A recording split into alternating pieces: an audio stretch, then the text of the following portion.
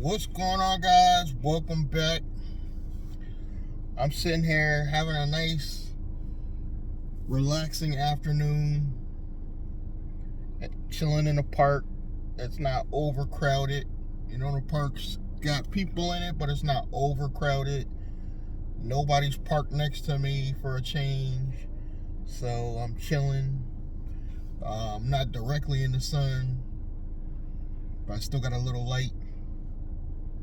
I want to talk to you guys today about what kind of company should you set up that's low risk and you could just set up for the sole purpose of building credit.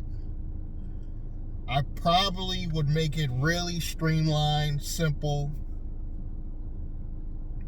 I wouldn't set it up myself, even though it's going to be a basic LLC in my state.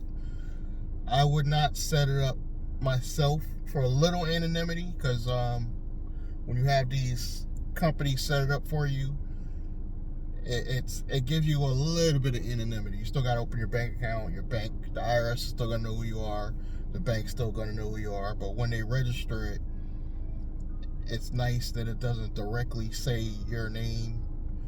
It uses the registered agent.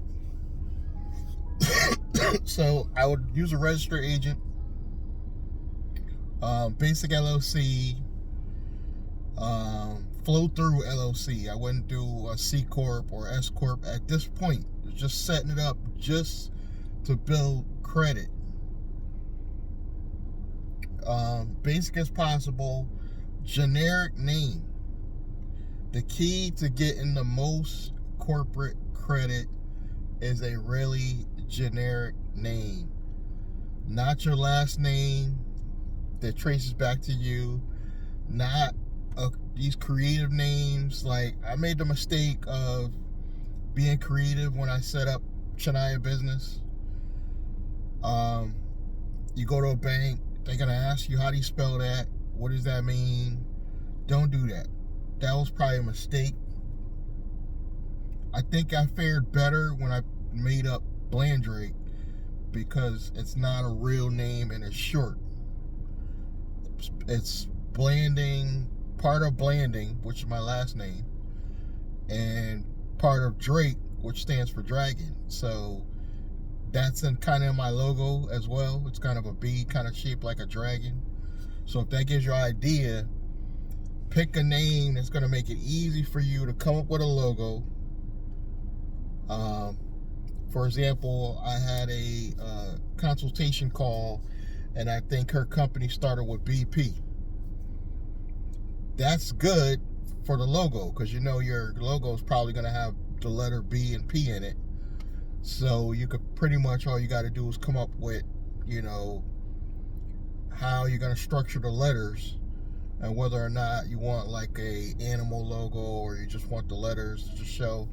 Sometimes it's best to just keep it simple, like a round circle with BP in it, but make the BP like cursive, or something creative with how you do the letters, if that makes sense. But simple, generic logo. I would probably open my bank account in a local bank, one of the big five. And I'm going to give you reasons why you're going to do this. You're going to go to a local big bank like Chase, one of the big fives: Chase, Wells Fargo, Citi, PNC, TD, one of the larger banks. Open what I call an anchor bank. This is the bank that you need to physically deposit cash when you need to. Then I would also get a fintech bank. I would get an online fintech bank as well. This way you can move money between the two. Open up both bank accounts. If you have good personal credit, it's probably a good time at the day of opening your business bank account, ask them if they have any lines of credit. Not credit cards. Do they have any lines of credit? The reason being, a line of credit is not going to charge you until you need the money. This is why I like these a little bit better than credit cards. Even though credit cards, you're probably going to, if you can get a credit card at 0% interest rate, the day of signing up for that, I will get that as well. I will try to get a credit line, credit card, whatever you can get out of that bank that you can use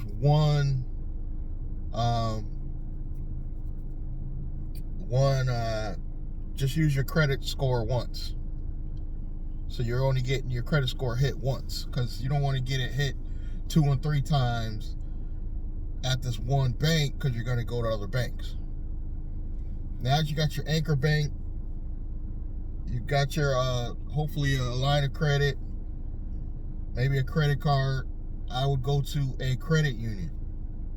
You got your fintech bank, you got your anchor bank. Now the same company, I would also do a credit union. I would go to all 3 of these. Not every credit union does business bank accounts. Excuse me. Get a credit union that will allow you to do business bank accounts, open a personal and business accounts in there if necessary. Same thing with your anchor bank. They're going to want you to open a personal and business most likely, and your credit union. Now that you have 6 or probably about anywhere from 2 to 4 accounts in each of these banks, you already got the anchor bank one. Now you want to go to your fintech one. I would start having the money that you actually get from doing business, probably go to my fintech bank first. The reason being, the fintech banks are the best at sending money to your other banks. I don't want to give up the bank that I'm going to go with that's a fintech yet, because I'm going to use a referral link for you guys. But the fintech banks, it's best to have your money go to the fintech banks first and then distribute it to your actual other bank accounts. Fintech banks are good for that, and then it shows up like a real transaction in your other banks, in your anchor bank as well as your credit union. That's why I say have it go to the fintech bank first, then distribute it to you're going to link your other bank accounts, and you're going to decide where you're going to send it. To me, this is better than having all your 6 or 7 bank accounts in one bank. Number one reason why I would not have my bank in one bank, things go wrong. I know you guys are seeing the news, and when something goes wrong, I like to have my money in several different places. And it might not be your fault. It might be somebody frauded you. The bank froze your accounts. You want to have your money in many different places. For a payment processor, I would use as many as you can get. PayPal, Stripe, Cash App, Venmo. I don't trust them neither. So you want to have as many as possible to run your business. Preferably Stripe. Then I would go to secondaries, PayPal. You could even use Square for your websites. Any payment processor you could think of, I would get multiple. I would literally set up multiple payment processor, because again, when something goes wrong, you don't want to be stuck with just PayPal. Trust me, I've been there. You don't want to be stuck with just Cash App. You do not want to be stuck with just Stripe or Square. You want to have multiple payment processors in the event that things goes wrong. The logo, I wouldn't be too elaborate with logo and trademarks until you start making money.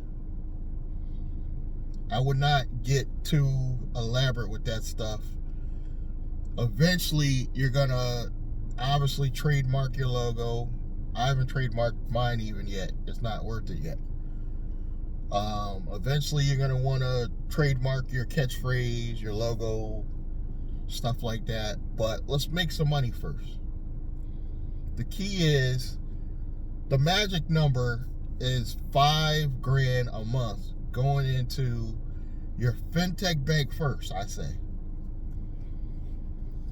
Always keep a small amount in that bank if that's not your main bank.